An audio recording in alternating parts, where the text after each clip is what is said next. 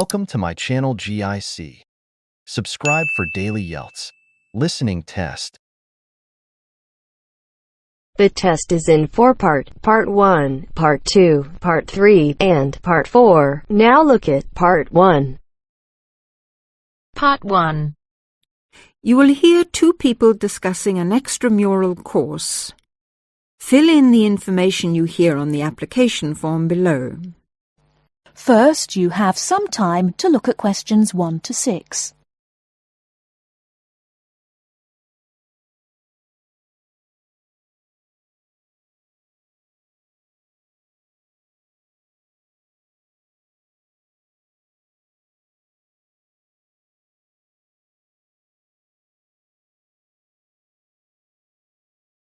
Now, here is the conversation.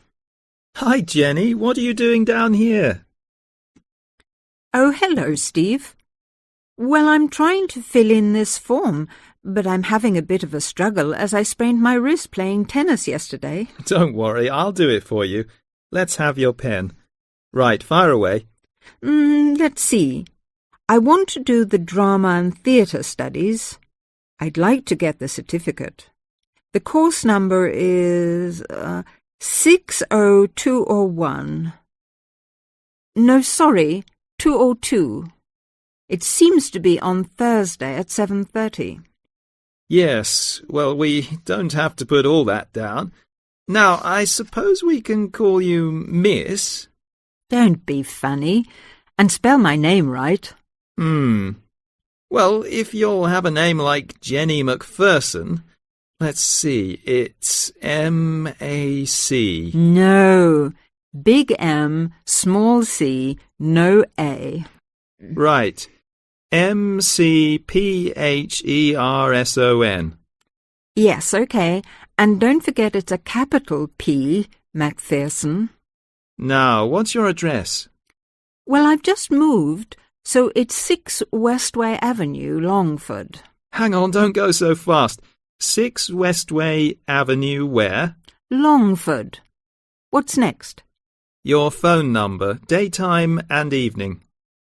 Well, I've only got one, as we can't have calls at school in the daytime, so put down the evening one. 605-4829. 4829, OK. And you're a teacher. How old are you? 29? Wish I were. No, 32. Before you hear the rest of the conversation, you have some time to look at questions 7 to 10.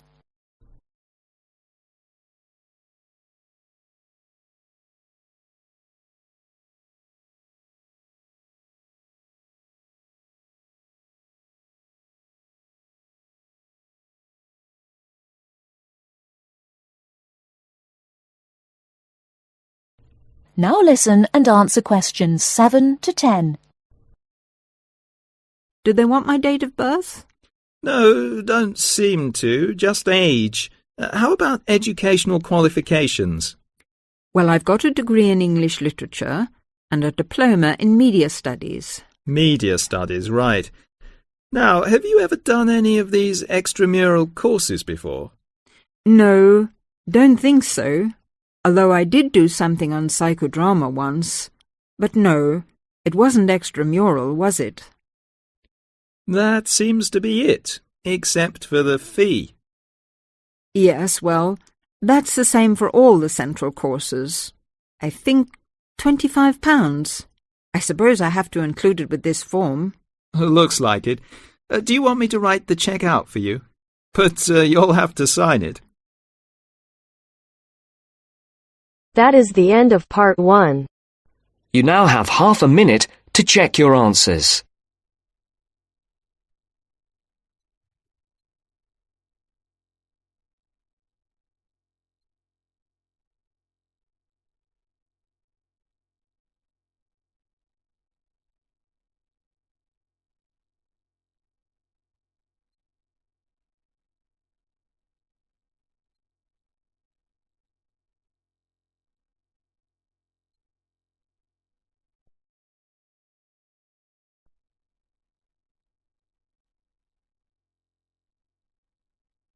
Now turns to Part 2.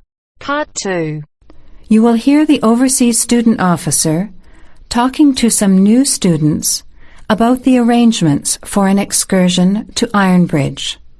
First, you have some time to look at questions 11 to 15.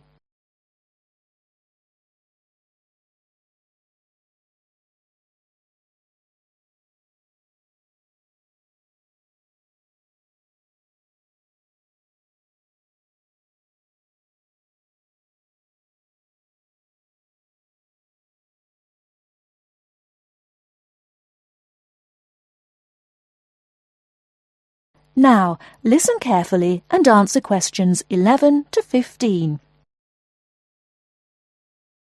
Hello everyone, my name is Pamela Sutcliffe and most of you already know that I'm the Overseas Student Officer here at Salopian Technical College.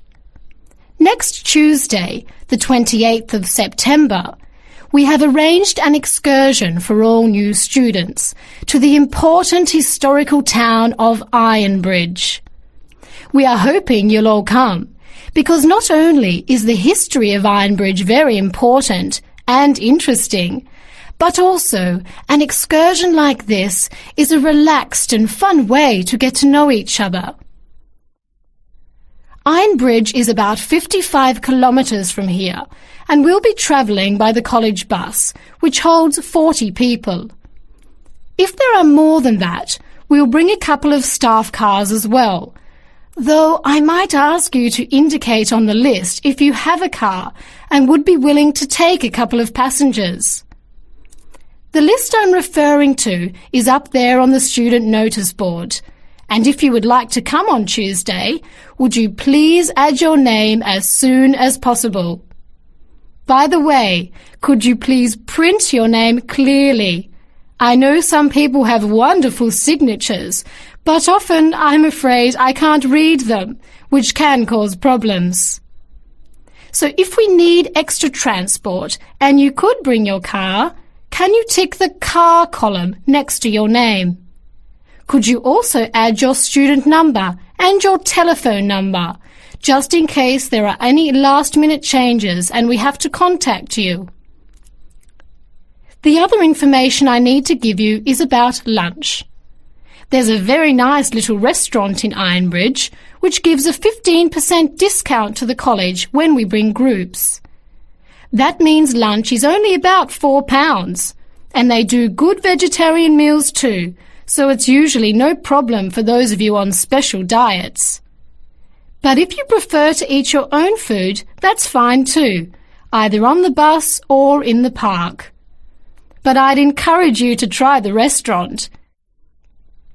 Now, talking of costs, I should tell you that the bus will only cost you £10, and if you bring your car, we'll pay for the petrol, so you get a free trip in return for driving there.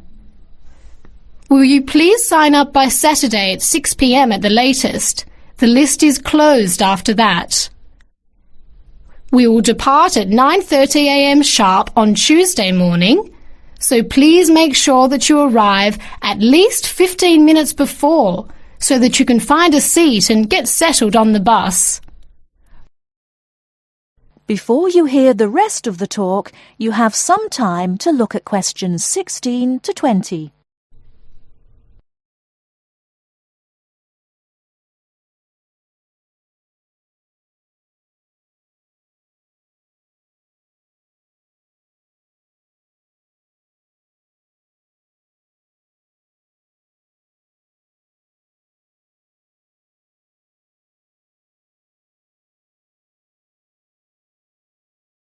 Now listen and answer questions 16 to 20. The college bus garage is behind the engineering workshop. It's quite easy to find. If you come here to the Student Union building, then walk east down the avenue until you get to the childcare centre on your left, and then turn left and walk past the sports centre and the tennis courts, which are both on your left. Cross over Central Square, and opposite you is the engineering workshop. Walk around the back and you'll see the bus.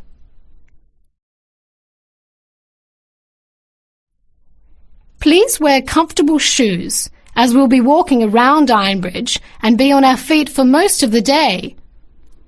Wear a warm jacket, and you might like to bring an umbrella and a backpack to put them in if the weather's warm and sunny, which we hope it will be, but of course we can't guarantee that. Certainly bring your cameras and any snacks or drinks for the bus journey there and back, which should take about an hour and a half each way. You should all check the notice board on Monday, and we'll also put a note in your mailbox to confirm arrangements, so don't forget to check it. Now, why are we visiting Ironbridge? Well, Iron Bridge, as the name suggests, has got the original iron bridge. That is, the first ever iron bridge in the world. It was the birthplace of the Industrial Revolution, and for 40 years it led the world, as Britain changed from an agricultural society into an industrial one. It's hard to imagine today that this pretty, sleepy little tourist town was one of the most important places in England for over a century. Just imagine, 200 years ago, people from all over Europe and even North America came to Ironbridge to learn about what was then the latest technology. Today it is listed as a World Heritage Site by the United Nations, as they consider the unique collection of industrial monuments, rank it alongside the Grand Canyon, the pyramids, and the Great Barrier Reef. One place that's fun to visit is Blist Hill, which is a reconstruction of a small Victorian industrial town where people are working and living as they did 100 years ago. I hope you'll enjoy the day. It's been a very popular excursion in previous years, so I'm looking forward to going again next Tuesday. Now don't forget to put your name on the list as soon as possible. That is the end of part 2. You now have half a minute to check your answers.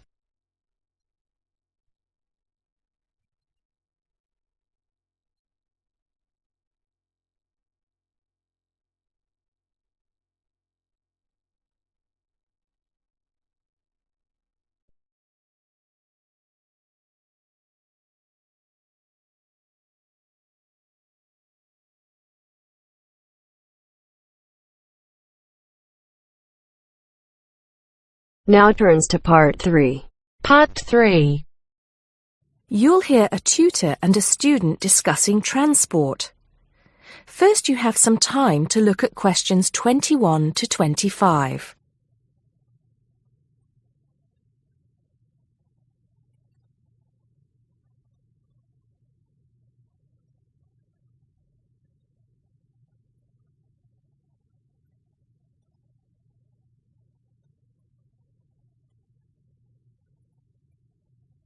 Now listen carefully and answer questions 21 to 25.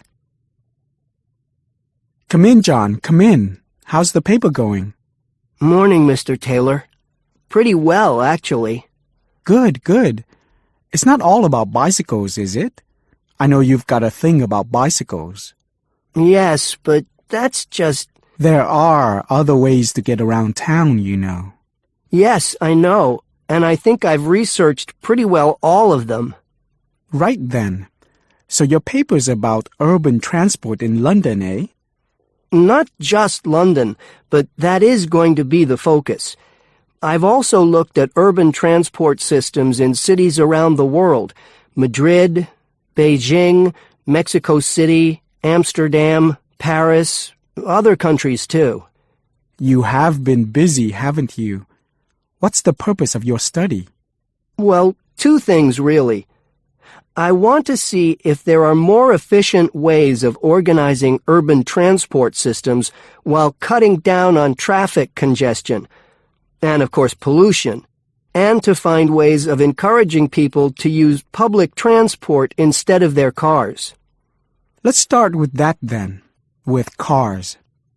I think you'll have a hard time thinking of ways to persuade people to swap their cars for a crowded bus or underground train.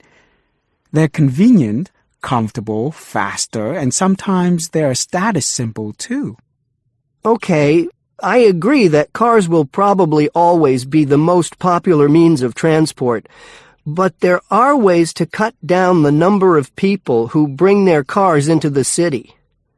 It's a problem that affects every big city, and several methods have been tried. I know, as I've found to my cost. When I go into London, which I do 2 or 3 times a week, I have to pay £5 to get into the city centre. Has your research thrown up any more places where they do this? Oh, yes. Apart from London, there's Oslo, Stockholm, Singapore. Now, there, in Singapore, they've got it really organized.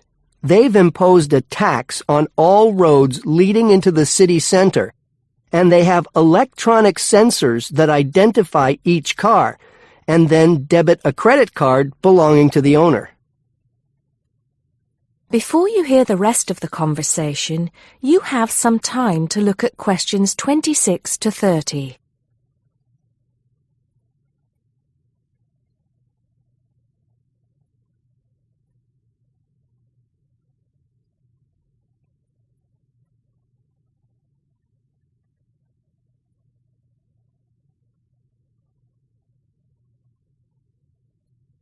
Now listen and answer questions 26 to 30. And other cities, instead of charging motorists to come into the city center, have tried other measures. Such as? Well, in Athens, cars are only allowed to go into the city center on alternate days, depending on their license plate number. In Bogota and some other Latin American cities, such as Quito and Sao Paulo, they've developed what is called a BRT system. A what? A BRT system, a bus rapid transit system. People leave their cars outside the city and take buses, which have special express lanes into and through the city. It's been so successful that they're trying it out in Mexico City, Beijing, Seoul, and Taipei. And other cities are pedestrianizing more and more areas of the city center. I see. How have these measures affected traffic congestion and pollution levels? In most cases, it has led to a reduction in the number of cars entering the city center. Certainly in Singapore, where it's now much easier to move around the city and the air is much cleaner than most other cities in that part of the world. London, too, I believe. I can give some facts and figures if you like. Please do.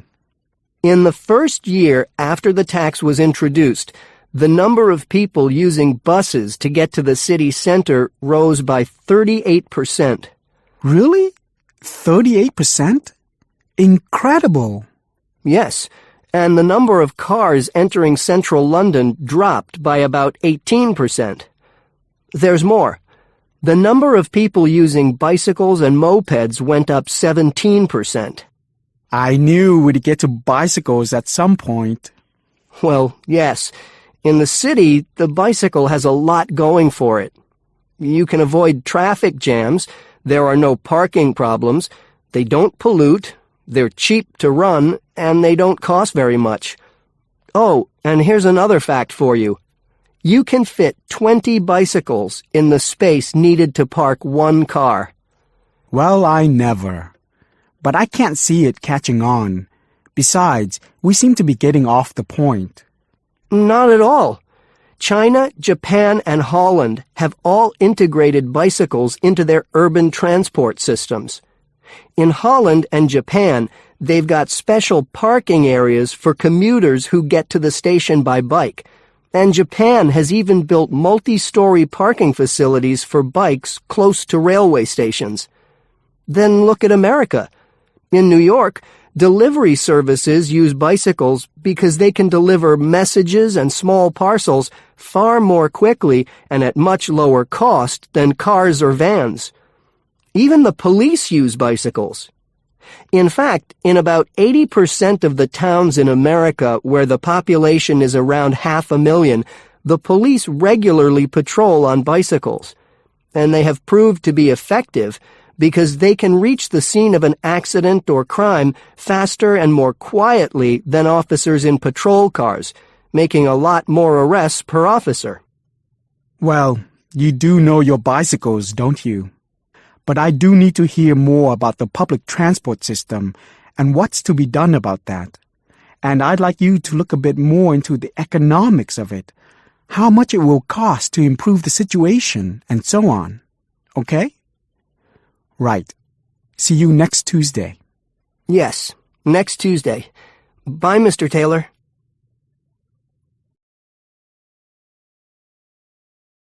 That is the end of part 3. You now have half a minute to check your answers.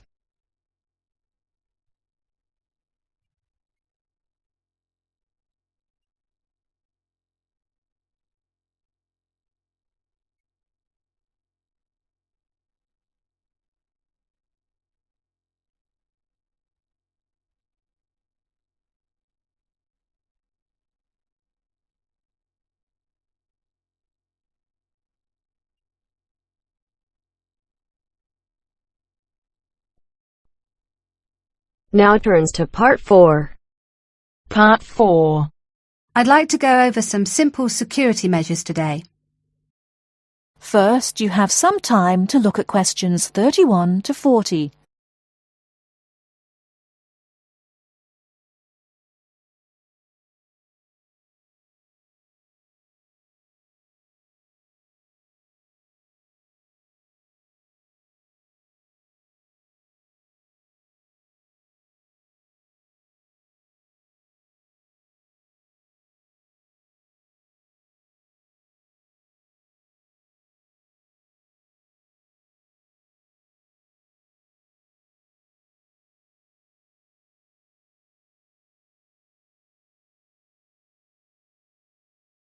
Now, listen carefully and answer questions 31 to 40.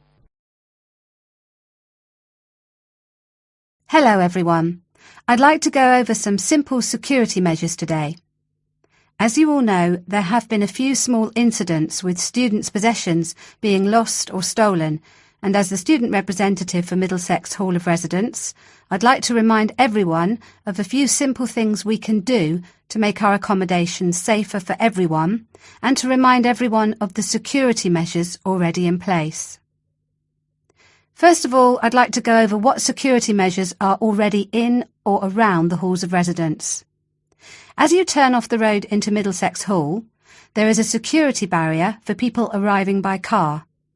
Students, or anyone else for that matter, have to report to security through the speaker before they can even enter the car park.